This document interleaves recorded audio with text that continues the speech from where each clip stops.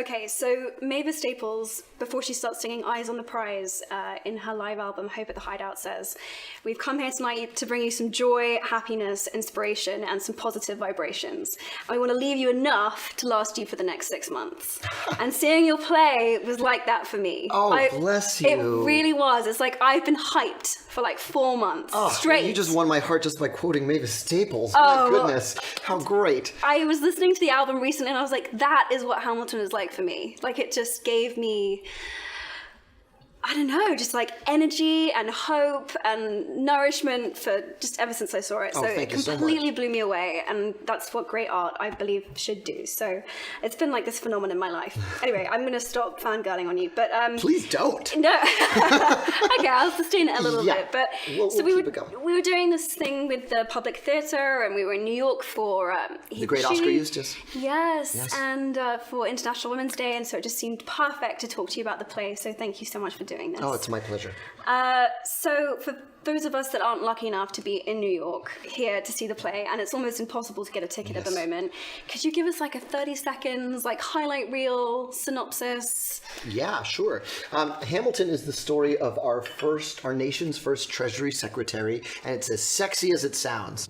I'm past patiently waiting, I'm passionately smashing every expectation, every action's an act of creation. I'm laughing in the face of casualties of sorrow. For the first time I'm thinking past tomorrow. It's about Alexander Hamilton. He's the dude on the $10 bill who had an amazing, tumultuous, unlikely American life. And I knew nothing about him until I picked up Ron Chernow's biography of him one day on vacation, and just felt like it was the proto-American immigrant story. Before there was an America, this guy sort of came here for a better life and managed to make one.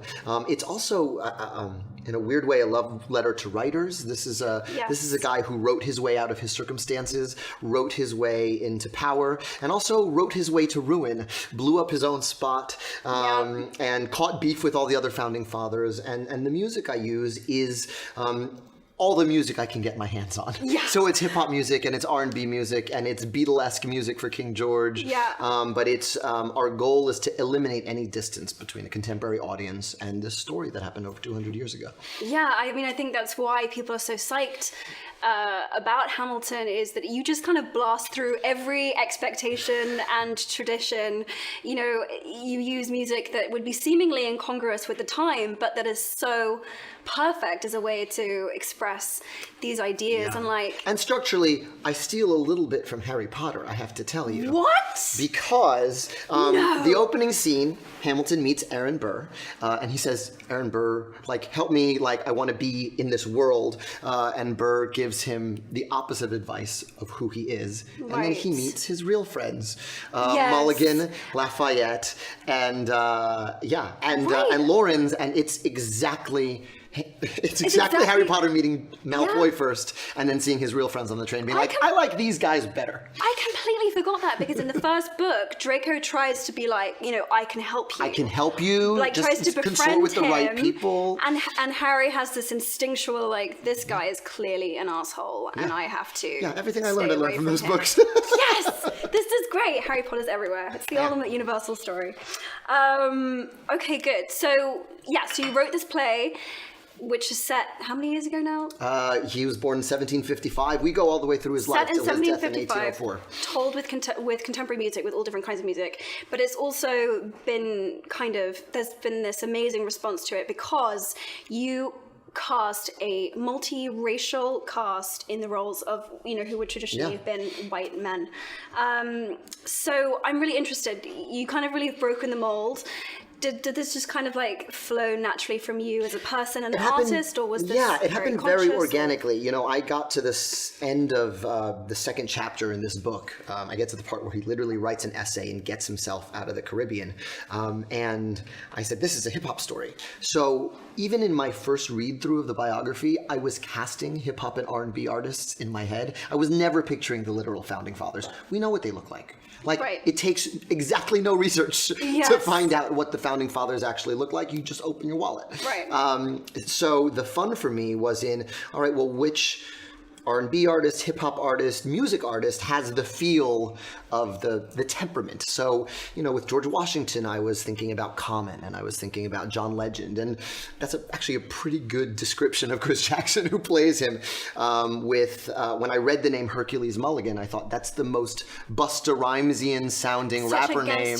It is such a great name. So good. So I wrote it as if Busta Rhymes was in my head. And so Tommy Kail just sort of took that and extended it and really said, this conceit just allows us to eliminate the distance even more. Because if it doesn't look like a John Trumbull painting from the 1700s, then we can find our way into it in a way that makes it much more accessible than if it was just sort of a period piece. Totally. Well, again, that was what was so cool is that, set hundreds and hundreds of years ago, but I kept seeing our time's topical issues that I was seeing in the news, just so reflected in what I was seeing on stage. And that's what I fell in love with when I was writing it too. I was like, oh, we've been fighting about the same things forever. It's no accident that we're still fighting about how much is the government involved in our lives, which is what Jefferson and Hamilton rap battle about in my show. It's no accident we still fight about how involved do we get in the other countries' affairs, which is, in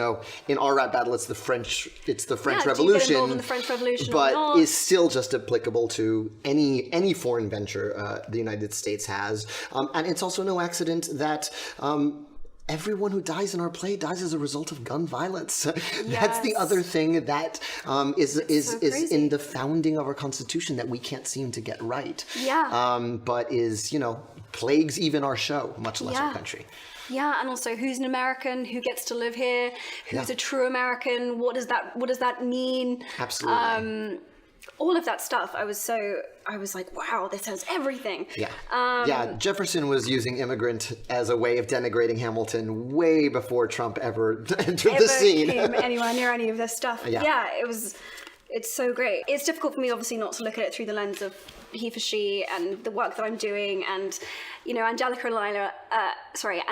and Eliza and the sisters are clearly amazing for that. I'm trying to find. So she says. Angelica raps, you want a revolution, I want a revelation. So listen to my declaration. We hold these truths to be self-evident that all men are created equal. And when I meet Thomas Jefferson, I will compel him to include women in the sequel. Work. It's so good. I love it so much. I just pictured a million teenagers making gifs of that moment. Me rapping? Yeah. Yes. Oh, God. It's the best. I'm so not a rapper, but it makes me want to learn to do it because she's so badass and it's such an amazing way to express ideas. Yeah, and I think one of the sort of the things that Ron writes about in his book that I sort of expand in the show is this notion that if Angelica Schuyler lived in a different time, she'd be one of our founders. Totally. And she meets everyone who met Hamilton and Angelica together thought, well, they're the married couple, right? Because they were so soulmates. They were intellectual soulmates. Yeah. And the letters they write back and forth. I mean, she's desperate for news. She's in London, and she married a rich British banker, moved to London, and her letters she actually also corresponded with Jefferson. Really? Yeah, and it's actually pretty amazing because Jefferson's trying to flirt with her, and she's not having it. He's like, he's in Paris while she's in London, and he's writing her this letter to the effect of, I'm paraphrasing, he's like, yeah, we should go to America together. We could take the boat over together. And Angelica goes, oh yeah, that sounds really nice, except there's my loyalties lie elsewhere, basically. She's like, hashtag Team Hamilton. Hashtag I'm on somebody else's team. So she did meet Jefferson. That's so funny. Yeah. Oh, she's so cool.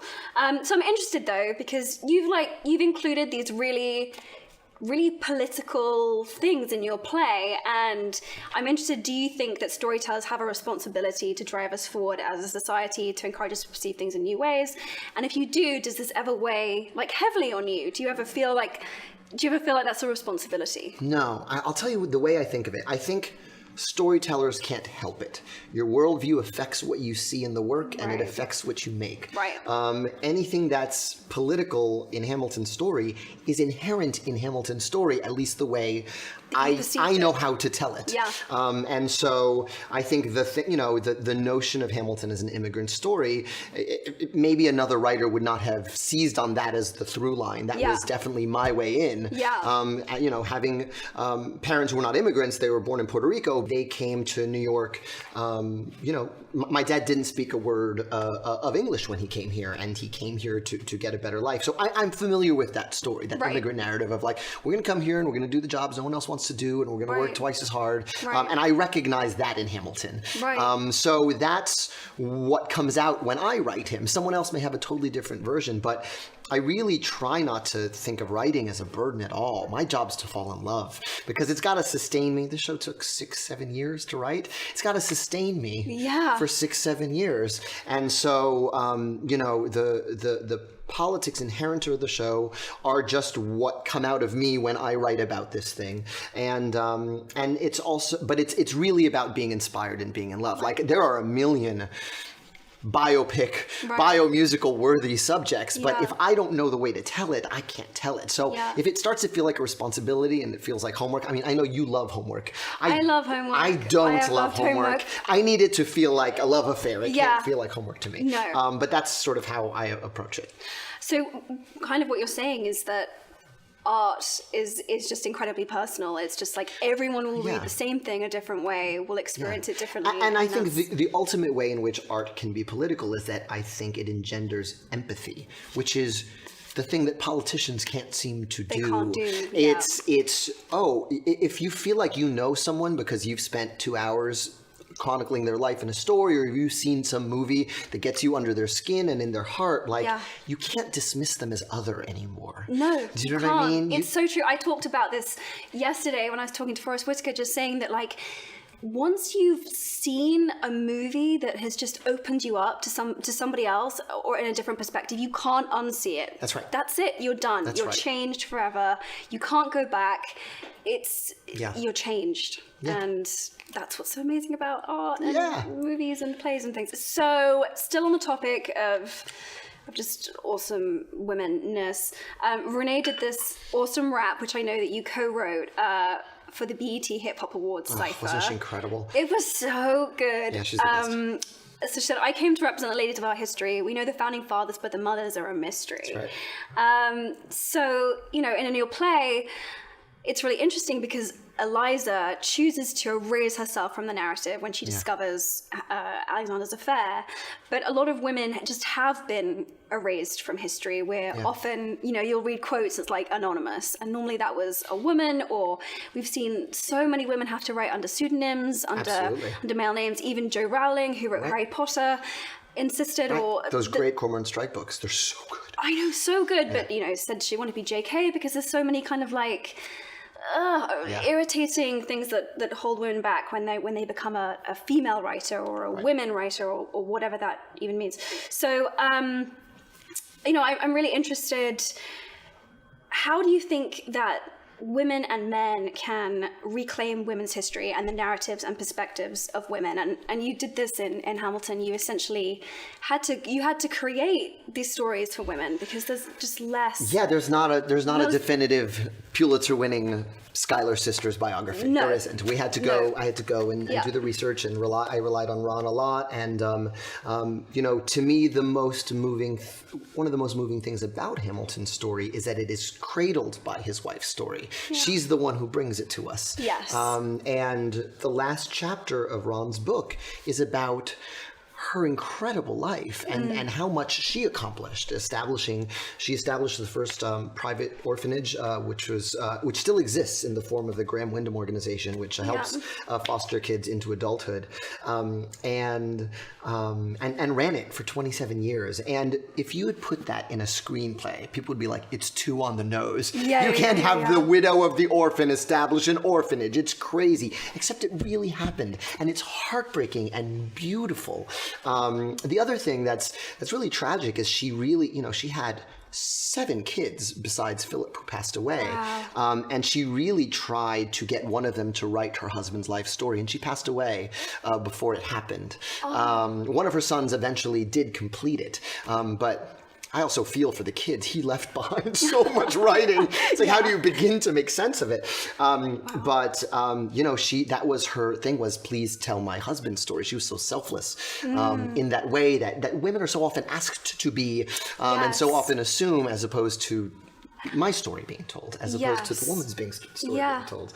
But I found her story incredibly moving. That's why we end with her. Yeah, which is great. And it's so true. I think there's this perception that women are inherently, biologically more selfless and giving, and we just do that because we're women and that's how we are, which is such a shame, because A, we don't get the credit that we deserve as human beings for being so courageous and doing that. Absolutely. And B, it just like, it removes the decision, it removes the agency out of it. It takes the choice. Yeah, I feel really lucky. I grew up in a house with really strong women. My mom's a psychologist.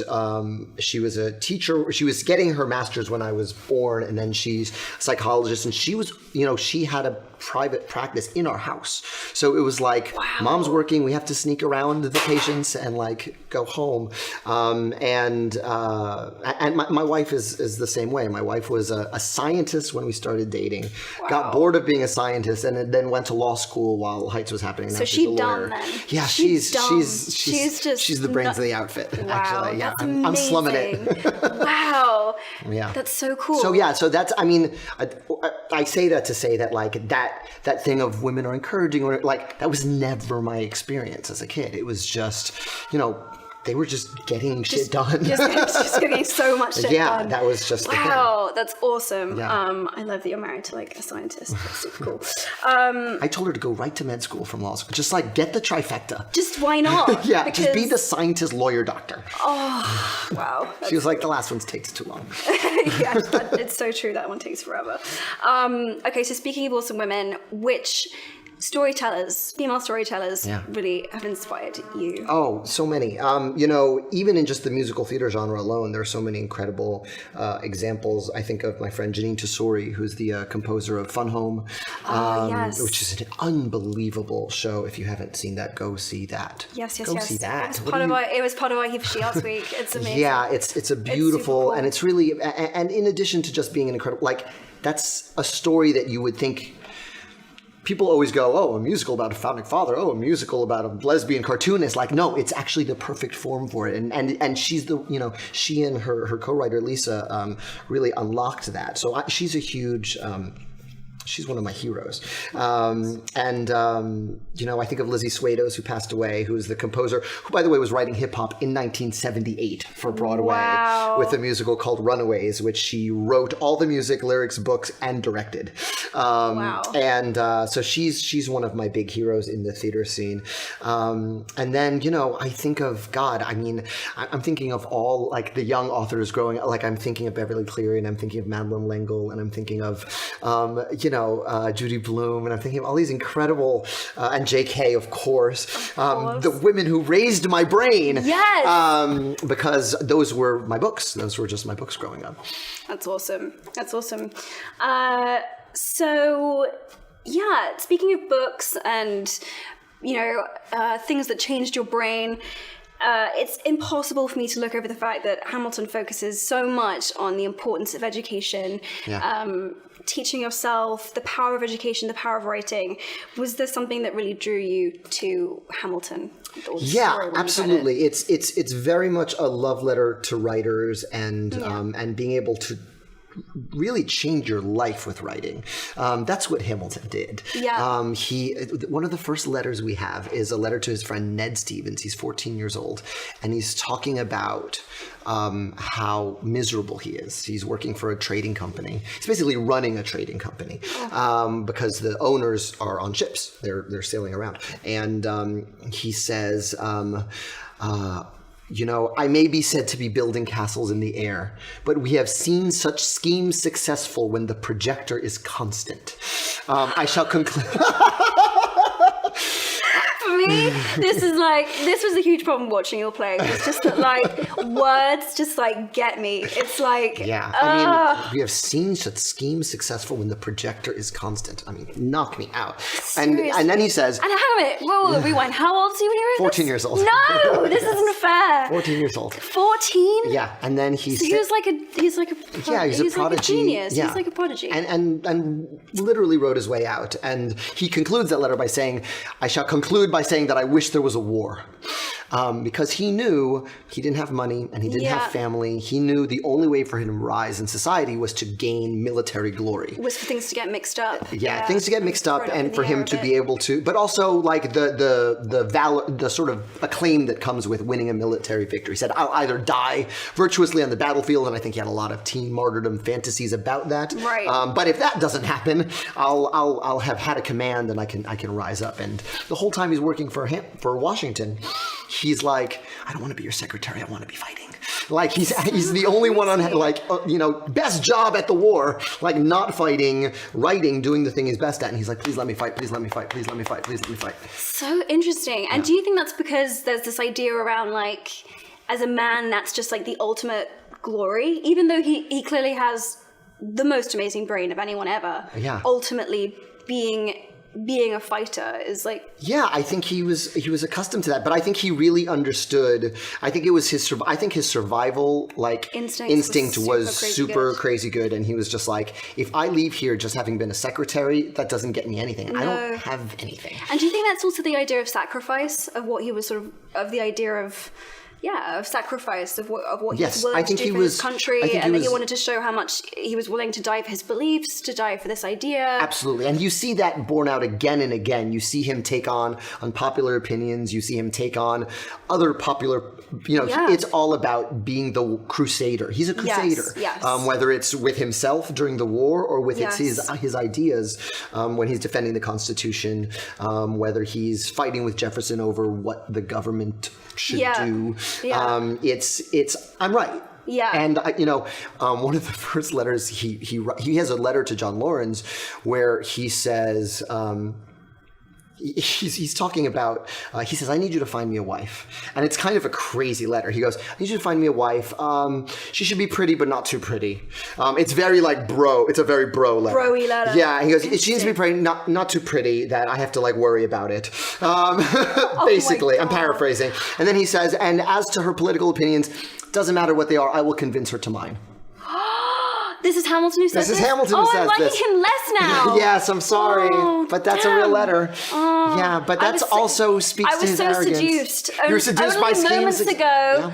Your fave is problematic. So well, and now they're all problematic. I know, people are problematic. That's the difficulty. It's true. So basically because he was just so focused on his political aspirations, he kind of just needed a wife who he could just like... Well, he also said, I need her to have money because I don't have any. That was another thing he said in the letter. Oh my god. Well, actually, I mean, I guess in a way it's kind of a gender reversal in the sense that we always think it's, a woman at that period of time who would have been looking to marry a wealthy man. That's true. Whereas this is kind of the inverse of that. Yes. And he writes her actually really hard. There's one of the last letters before they get married is this very, I might win you back with this one. Oh, really? He basically says, there's a lyric in the show, will you relish being a poor man's wife? That's from this letter. He says, do you soberly relish the pleasure of being a poor man's wife? And he basically says, if you marry me, like, it might, like, you might be really broke. You come from money, and he says, like, don't have any illusions of like being in a field with garlands in your hair. Like, that's not what being broke is like. No. Being broke sucks. It's horrible. And if you are prepared to live that life, then we can get married because I think I'm going to do great. And then you'll just be happily surprised if we end up having money. But he really preps her. He's like, well, he doesn't try and con her. He doesn't try to con her. He really like, it's a very, there's the arrogant letter to Laurens, which is like, get me a wife. And then there's this letter, which is like, don't marry me because if you don't think you can be happy poor. Yeah. So it's that bedrock of arrogance and insecurity that I think makes him so relatable. He's in 1 minute, he's like, I'll convince her. And 1 minute he's like, oh my God, am I do you like me for real though? Yeah, do you really like me for real? Yeah, no, I think Hamilton's most compelling moments for me are always these moments when he makes decisions to courageously be authentic and truthful, even though it costs him. Yes. And even though that letter could have cost him Eliza, potentially. Right. She could have been like, oh, I thought you were poor, but not that poor. Actually, maybe I'm not so into this anymore. Yeah, so did Hamilton just like read everything he get his hands on? Yes. That's how he self-educated. Yeah, he self-educated. Just read everything He actually had a teacher on the island. I'm fuzzy on it because I haven't read it in so long. But he actually went to a Hebrew school on the island, so that was some of his early education on the island. Then he came here with the hopes of being a doctor. He applied to what would become Princeton, but asked to like accelerate his studies, and they said no. Right. That's what we reference in that opening song. Yeah. And Burr actually did go through Princeton in like 2 years when he was like 13 years old, but his dad was president of Princeton. So that's gonna be helpful. Again, in that. Malfoy, Yes. Harry Potter. But Seriously. so he went to a school that would allow him to study faster because he also felt behind. He sort of like landed He was here behind. always So he trying was to like, "Can catch up, I'm smart. I'm smart. Can I graduate faster, please?" Yeah. Let me just get this over with. Yeah. Yeah, that's crazy. Yeah, but the importance of education it was so key for him. Even during the war, he's reading books on monetary policy in the event that we win the war. Because one of the things he learned, and this was actually a song I cut from the show, there was a song called Valley Forge I cut where he just talks about how their money's worthless because the British money is worth something and America bucks aren't a thing because they're colonies. Yeah. And so the irony of them fighting for American independence while the British soldiers can afford supplies and food and lodging and the Americans can't. Right. Because their money's worthless. So it hurt me to cut that song for the simple reason that monetary policy is not an abstract thing for Hamilton. He almost died. They almost starved to death. There were untold American casualties that winter because they were starving and they were freezing. It wasn't because of fighting. No one was fighting. Right, they were just dying. Yeah, they were just just in a field freezing to death. And so having money that's worth something is actually a life or death thing in his brain. Yeah. So when Jefferson is like, this pamphlet, thing's who too long. Yeah, who cares about financial We just want to be policy? farmers. That And he's sounds so like, boring. you will care. You will care because it might mean that you make it or you don't. Yeah. Yeah, that's awesome. So to switch topics slightly, so obviously you've been asked by lots of different members of the media and journalists about gender blind casting for Hamilton, and you've said that you'd be down, other than that it would be difficult to change some of the vocal ranges on some of the songs, but conceptually you like the idea. Absolutely. And I think there's going to be so many Lady Hamiltons once this thing is in schools and in regional productions, and that's great. Like, again, I do theater because I fell in love with being in the school play in high school. Yeah. And I also remember the inherent unfairness. I remember directing West Side Story and girls trying out in a 9-to-1 ratio and being like, this sucks. Yeah. This sucks that like there's 2 great girl parts. And I mean, this show's a masterpiece and that's why I'm directing it, but like this sucks. Yeah. So, when Heights started getting released to school groups, and I started meeting people from all girls schools who were like, I was Usnavi, like girls being like, I was Usnavi. I'd be like, that's awesome. So that's going to go gender blind into the world, because we want this to be the best school play ever. Yeah. And we want the people who want to do it to do it. Yes. And the other thing that I kind of continue to think about, and I have time to think about it, is finding ways to take the sort of really color conscious casting we've done and extend that into the school life, because it's so easy for a drama teacher to sort of just cast the kids who always audition, which aren't always the kids of color at school. Yeah. Because there aren't parts for them, and so they think, why am I going to be in My Fair Lady? Yeah. You know what I mean? Oh, I'm interested. So I didn't know this about you. I was researching for this interview. You worked on West Side Story. Mm-hmm. You translated it into Spanish. Yeah, I translated the sharks into Spanish. Yeah, that was pretty fun. That's and so I cool. wouldn't have done it if the original creators weren't involved. It was Arthur Lawrence. It was Sondheim, yeah. Arthur Lawrence and Sondheim, and it was Lawrence's pitch. He was very passionate about it. And so it was fun, but it was interesting. Like it only worked so well in terms of audiences. I always think of West Side Story as kind of the best musical. Like it really is like No, it's amazing. it's the most perfect synthesis of music and lyric and dance all sort of coalescing. And so I thought audiences will just go with us because they know how I Feel Pretty goes in English. So Yeah. what is it like if it's Spanish? But there was a lot of pushback.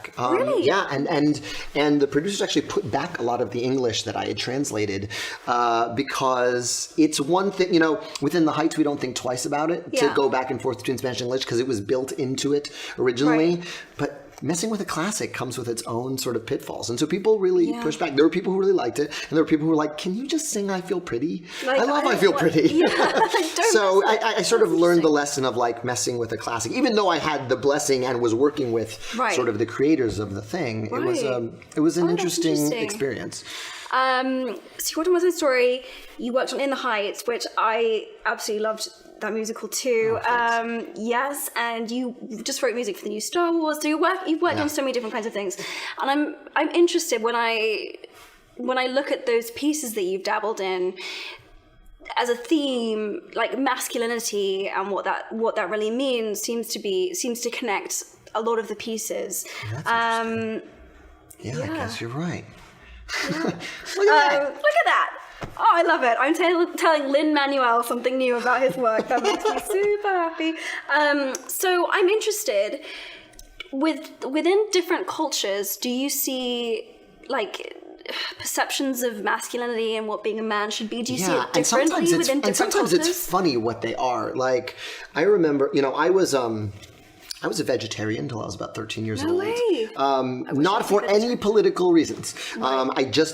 It was a like it. tactile thing. I didn't like the feel of chicken. I just didn't like it. And so my parents both ate meat, and they were like, all right, we got to get protein in you another way. And so I ate a lot of eggs, which I didn't mind, and I ate a lot of fish sticks covered in ketchup, I guess. But then puberty hit, and like a switch flipped, and I went, oh, meat's great. Like, I don't know what happened. It was really biological, but I will tell you, my very old school Puerto Rican grandfather kind of looked at me like my whole childhood was like, he doesn't eat meat.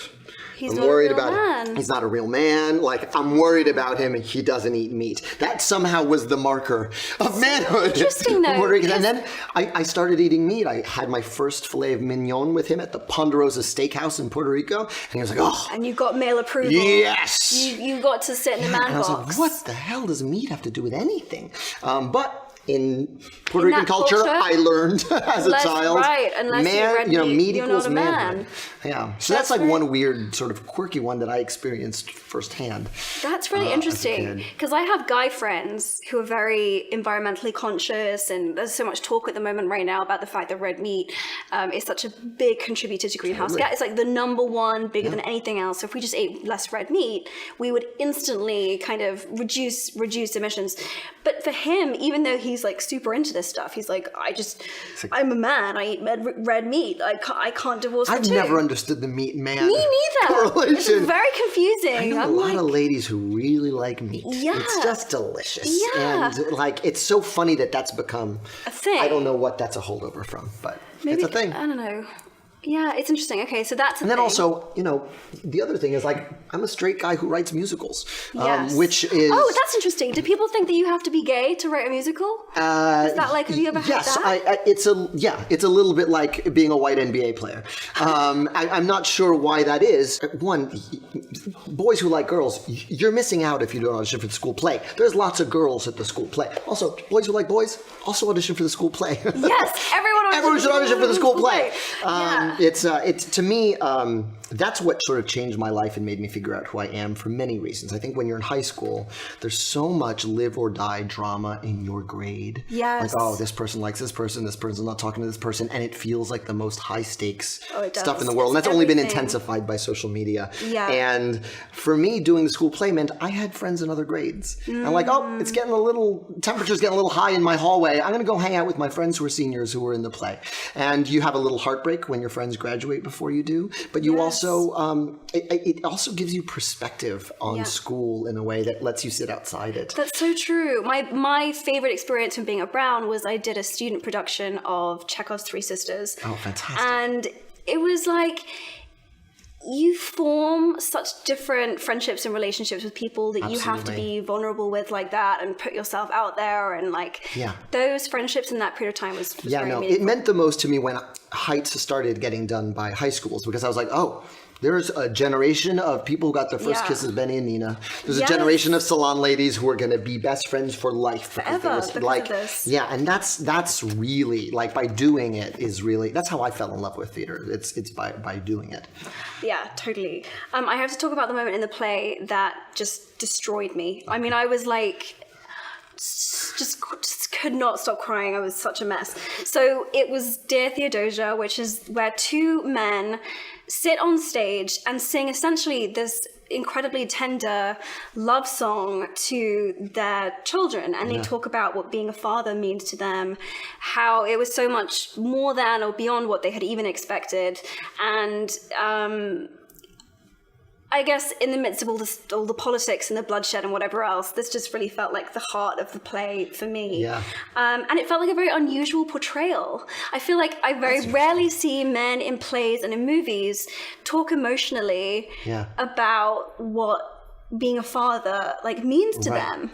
I think it's compounded by the fact that neither of these men grew up with their fathers. Right. You know, so it's these guys, you know, to me the line that kind of wrecked me while I was writing was, my father wasn't around, I swear that I'll be around for you. It kills me. Because that's whether you grew up with your parents or not, I think so many people you aim to fix, you aim to fix whatever your childhood wasn't, and you make mistakes of your own, and you're destined to. It's just what's going to happen. Yeah. And so that notion of, I don't know what I'm doing, but I'm going to do my best is, you know, that's what broke my heart in the writing of that. That was sort of finding, you know, I found my way to that song because I realized both these guys had kids at the same time, and both these guys don't have a father to relate their experience to. Right. And so that was immensely, it also, you know, it came at a very weird time in my life. I wrote that song. People always go, oh, you wrote that song for your child. No, I wrote that song 3 years before I had a kid.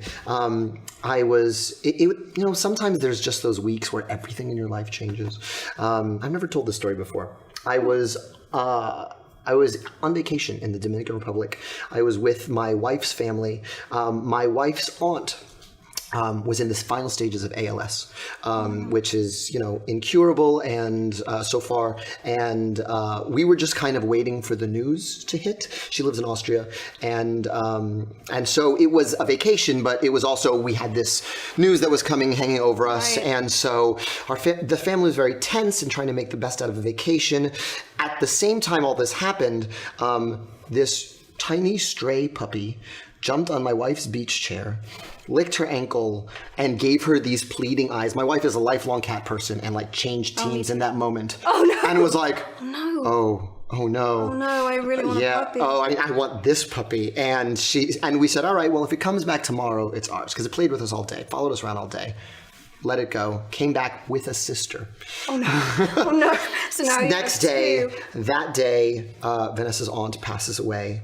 Vanessa's, you know, we're all distraught and we're crying, and you know, Vanessa's mother, who has just lost her sister, and we have these two sister puppies that we're taking care of, and we're like, well, they're coming home with us, and so we brought the puppies home. We found a home for the sister. We kept Toby, which is Spanish for ankle. And in that week, I wrote Dear Theodosia. It was like the calm in my life. Like my life was a weird storm, and that was the calm in my life, was going to like these men and writing this like love song. So people go, oh, your child. I go, oh, yeah, my dog. It was about a dog. It was about my dog. I love that. And isn't it so much the case that our animals are a training ground for I need to ask you some questions before we run out of time. Okay, fine. I'm aware that this might be on the internet, and the number one question I get asked, because the fandom is real, is we have to sort the founders into Hogwarts houses. Okay, because obviously I'm Hermione, I like had to plan this out. I have it on paper. All your questions being solved, kids. You can thank me on the Twitter.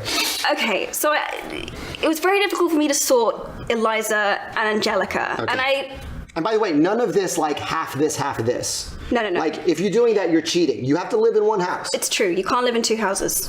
One house. So I had initially put Eliza in Ravenclaw and Angelica in Gryffindor, and then I decided to switch them. Oh, that's interesting. Yeah. So I think Eliza would be Gryffindor, and I think Angelica would be Ravenclaw. And Angelica for Ravenclaw because she's all brain.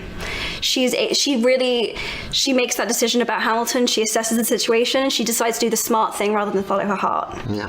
Whereas Angelica, to me, just feels like all heart, all courage. So that was why I did that. Awesome. Who else you got? I've got Aaron Burr, who is obviously Slytherin. Just all ambition. When you reply to this on Twitter, please just put the gif of her raising her hand in the movie. That would be the appropriate thing. That would be the appropriate thing. Oh, me, I have the answers. I know. Yeah, so Aaron Burr, Slytherin. You know, he's Switzerland, just waiting on the sidelines. You said there was a case to be made. There was a case to be made. There was a case to be made for Hufflepuff. Love it. And there's a case because I feel like as a young man, if Aaron could have grown or developed, or like he could have, but he kind of, yeah, he could have developed, but he didn't. So Slytherin. He could have gone in Hufflepuff's direction, but didn't. Hamilton, Gryffindor. Yeah. For me, he's all authenticity, all courage, all authentic. And I will tell you the one thing that backs your argument, and then I'll tell you what your co-star said, which was different, was that in as a soldier, his nickname was the Little Lion, which is the Gryffindor. This makes perfect sense. Yeah, but I asked Daniel Radcliffe when he came to the show. I said, "So please sort Hamilton into a house." And he went, "Ravenclaw, definitely." Why though? Like that quickly. But why? I don't know. I know he said. Call him about this. Yeah. Okay. Well, I'm going to ask him that. Okay. Well, I have to ask you two very quick things. Okay. One quick thing. One of my favorite lines in the play is when Hamilton says to Aaron Burr, speaking of Slytherin, "If you don't stand for something, what will you fall for?" Yeah. And I just love that because it's so emblematic of the idea that being on the sidelines is a decision. It's not like you can just, because it allows, even if what's happening around you isn't in line with your personal beliefs, by not actively standing against it, you're allowing those things to continue. Yeah, I remember for Martin Luther King's birthday this year, I was asked to read a speech, and there was a quote that has been resonating with me even today, which is, "There is such a thing as being too late."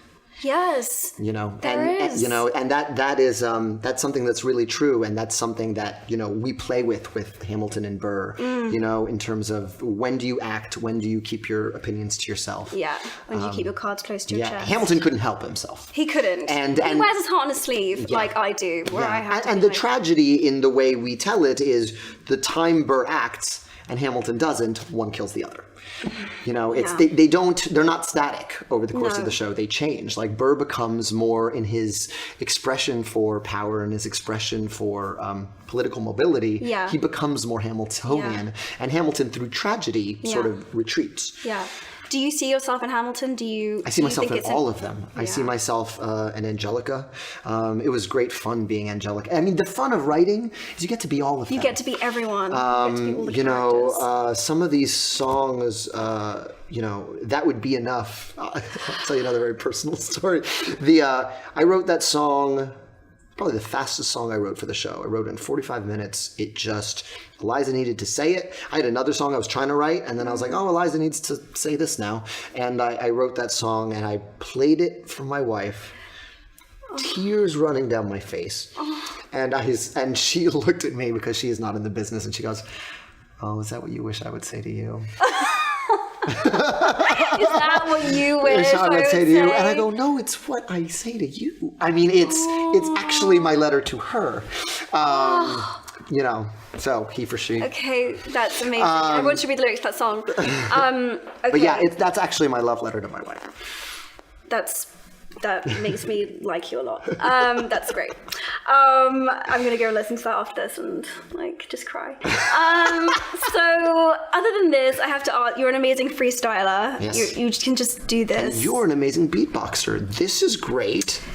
He's lying. He's lying. I'm okay. Well, what I said was, I'm happy to freestyle if you beatbox. If I beatbox, okay, but show me how. What am I doing? Okay, well, first let's just see. No instruction. Oh no. Just from what you've seen, I know you've seen a lot of is gonna be beatboxing. fun, I'm yeah. sure they were beatboxing on set during those movies. Every young man tries it. English school a lot kids. Of young That's women what we try to do it. all the time. Yeah. We just beatbox. Right.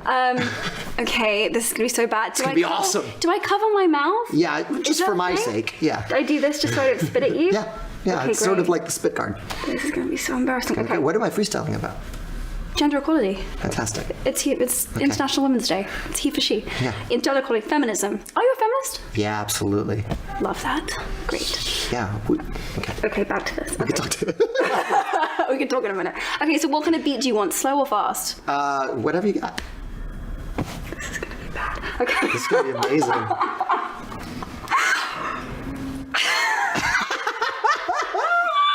Okay.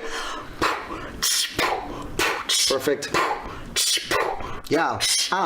Yo, it's Lynn, and I have to laugh. How can we not be equal? We're like half. Like women are like half of the people on Earth. And yes, they should have been equal since birth. That means all day, every day, equal pay, every way. Okay, are we really okay? Oh my gosh. Yo, this beatboxing is fantastic. Beasts, where to find them. Yo, I'm drastically changing the narrative. Look at it. You kept going. And oh my gosh, I love watching this keep flowing. Holy cow. This is such a meme. Thank you. This is the Beatbox Dream Team. I'm so embarrassed right now. Wait I'm that- literally the color of like a tomato. I'm so red. That was amazing. Oh my gosh, thank you for having me. Thank you. That was the best ever. Yeah, thanks. Oh, I love you. Thank you. Beatboxing. Everyone go see the play. And no one ever asked me to do that ever again. These are the lengths that I will go to for gender equality.